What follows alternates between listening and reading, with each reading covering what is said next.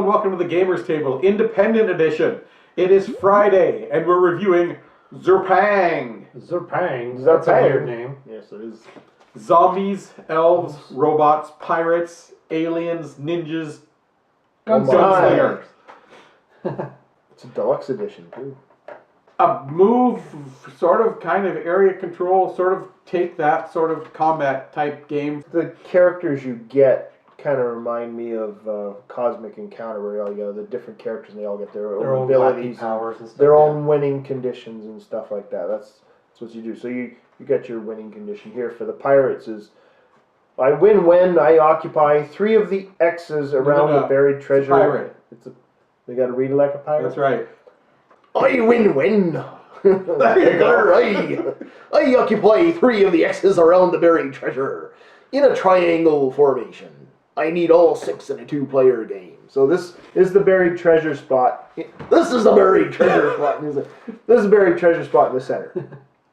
And then you've got X's surrounding it in these circles here. And that's so the pirates would need these 3 spots. But in a 2-player game, they'd have to occupy all of them. And all the different characters, you know, they all have their own winning conditions. Like the ninja, I win when I occupy 3 of the great houses. So you got also like a ninja.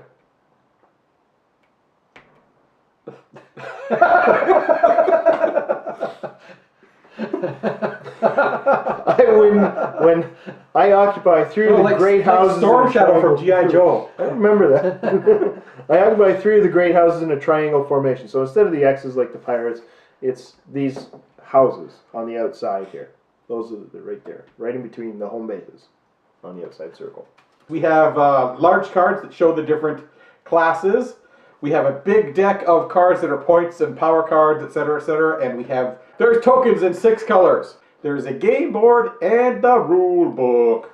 There are 7 different classes that you can be, but there are 2 of the pirates and ninjas. Yeah, in a 2-player game, it has to be pirates versus ninjas, and in any game with 3 or more, you always have to have at least 1 pirate or ninja in the game. Yeah. Well, it's got a very nice looking rule book. It all seems to be laid out pretty damn well. Nice graphics, nice color, and everything like that. It reads pretty well. It's not hard to find anything you're looking for. All the specialty cards are all laid out here with descriptions for each of them and everything like that. But I think we all agree here that most of these characters aren't balanced very well at all. There are some things I don't know if you take into account with the game. Like the Gunslinger is really powerful because he can draw up to 7 cards a turn, and like he's got a hand limit. But I mean, if he just spends his cards every turn, so what? Yeah. He might get a handful of 1s. That kind of sucks. But if he's got a hand of a good variety, like 2s, 3s, 4s, you know, bam, I got you. And they got abilities where if you play a sequence of cards, it doubles it. So, I mean, that's really broken in combat because you can always hold the 3s and 4s in your hand to save them up. Yeah, and what's with the Gunslinger there, too, is like if you're attacking people every turn, you're draining their hand of cards, but you're always getting 7 right off the bat there. But everyone else got no hand limit. But if you're constantly attacking them with a Gunslinger, it's like, well, they're not going to have anything to fight with. Yeah, they've either got to fight, let you kill them every turn, get sent back to their home base, or fight you and waste all their cards. Because that's the issue with combat. Combat is, yeah. What happens is, let's say we have just 1-on-1. Purple and the red moves adjacent. The red's the combat. So right now we're both 1-to-1. Well, the red puts down a 1. Well, the purple puts down a 2. So now it is 2 for that, 3 for this side. Well, then the red puts down a 1. Now we're tied. He's still going to lose. Well, so the purple says, I ain't got to put another one down. So red puts another one down. Now he's 4. And it goes on and on until you're out of cards. Till somebody finally says, I'm not fighting anymore. And it can end up being, I'm not fighting anymore because I just played my last card. And maybe I won. Maybe I didn't win. Either way, you're out of cards. All the cards have either symbols on it. There's the 2-pointer card that have the symbol for all the different classes on it. The ninja and the pirates have the advantage that they actually get the text on their cards, on their special cards. So they got the pillage and the ninjutsu, which adds a lot of power to them. But some of the other classes can also take advantage of that power, like either use either side of it, or spend a point to use one, or the race might not be able to use it at all and just use it for the points value. So yeah, I think the biggest problem with this game is just the combat system. I think it would be better suited if you played X number of cards hidden and then reveal at the same time and then count them up. Though that kind of does break how some of the cards can work. Like there are cards that will double your combat rating retroactively. There's cards that will also, or the Gunslinger, for instance, if you play a sequence of cards, it doubles. Or I play my 5 cards down. You play your 5 cards down, then we reveal them one at one as it goes, so I can still use my specialty cards. Just I can't react to you. I've had to have planned for them in the first place, which would take some of them away. But they're not really versus you. It's more like, no, this card is worth 3 points instead of regular. Or when combat wins, I get to go to an empty space instead of getting sent back to my home base. Those are cards that it don't make a difference whether what you play to what my card does. You know, each of your figures, once it's out on the board, has the first movement is free, and then you spend points for every spot you want to move afterwards.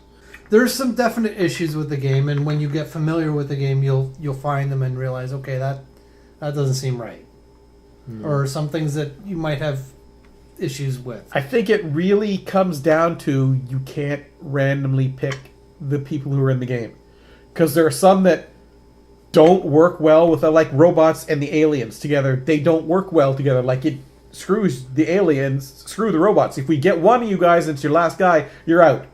You're out of the game. So we can't put those two against each other. Well, I really and other ones, like you just can't put them together. But otherwise, you put the right guys together, it can be a fun game.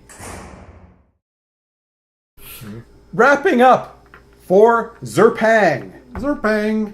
The theme. Wow. I mean, it's there for what it is, but it's really strange. You know, pirates fighting ninjas, fighting aliens and robots. And It seems abstract. When it gets down to it, it's more abstract than any particular theme. Wonky combat, you know. Easy to play. Pretty much, there's 4 steps in the game. Bring a guy on, move, combat, if any, draw your cards, next guy goes. There's a list of powers, but they're all right in front of you. All the card powers are all written right on the cards. They tell you what they do and when to use them. There's no... You're never going, well, how should I use this? Oh, I'll use it in the combat phase. Okay. So when combat comes up, yeah, I'll do that. You're never at a loss. Fun to play. It can be. Because there's some neat combat mechanics in there, even though they get a little frustrating at times. But there's neat different ways that everybody's going to win. And everybody's got different powers, so they're all doing different things. You're not all the same type of guy and you're all doing the same thing. You all got different stuff, but everybody knows what everybody else has. They can either look it up in the book, or I can just ask the guy, show me the card so I can see what you've got. So, you know, it's not bad, but we get down to the whole that it's not balanced. And there are times where 2/3 of the game, it's like, yeah, I just can't do anything. I mean, if I try and do anything, the other guys are going to screw me as soon as I try it, so I sort of got to hope that I get the cards that are going to help me, and I'm not getting the cards that are going to help me. I got a mitt full of cards. None of them are any good. I mean, I could run one guy out to the center, but that doesn't do me any good. It just exposes me to attack. So, I give Zerpang a 6.5. Yeah, I kind of like the idea behind it, but like you said, it's not. I don't think the characters are balanced very well, and you know, especially with something like the aliens, you got to try and get some particular token alone, and then, well, if the other guy's got a mitt full of cards, you've pretty much blown your hand, and then, well, they still might have some back, or you might not get cards that are worth anything. Like Craig said, some of these cards are very hard to come by. There's not that many of this symbol in the deck. There's so many of the other power cards and stuff in here, but it can be very difficult to get exactly what you need or to get ahead. It's like you're not drawing cards fast enough, I think, sometimes. You got to...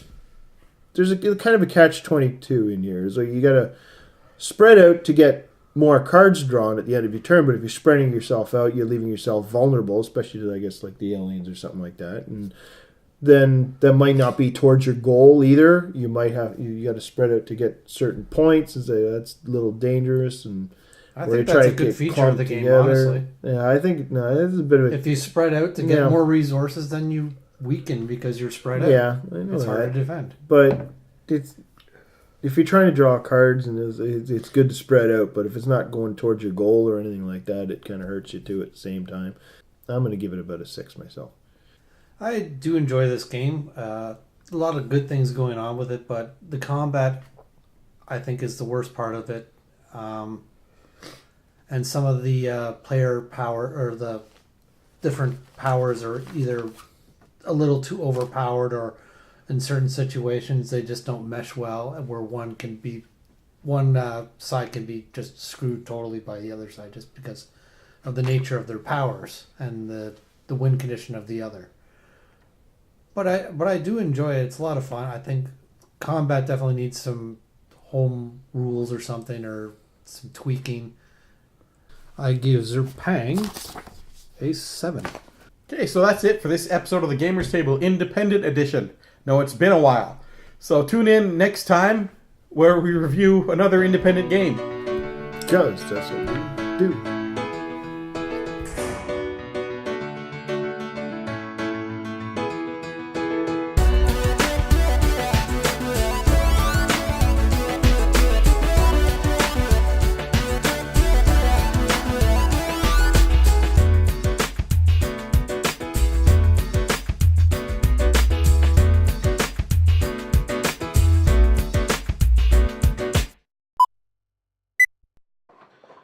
Oh, wait, no, that's not it. Not all of our twists. I'm an English pirate.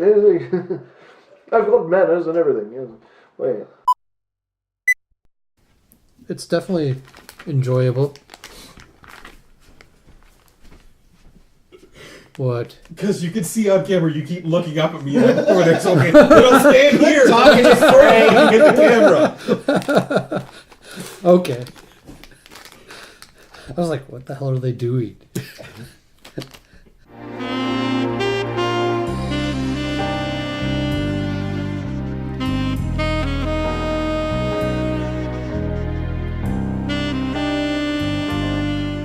I need your help.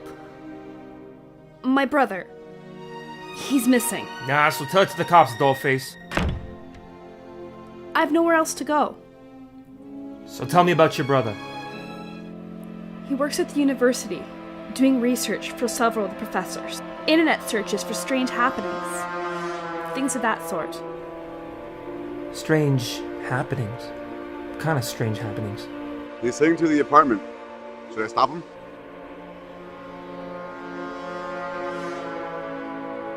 What the hell is this thing? Don't make me come back down here again, Carmichael. You need to back off. Look, Rach, I've got a case. And I need your help. I'm being tailed by lurking strangers and warned off the case by angry cops. He contacted her, just like you said he would. Very well. Perhaps we should lend Mr. Carmichael some assistance ourselves.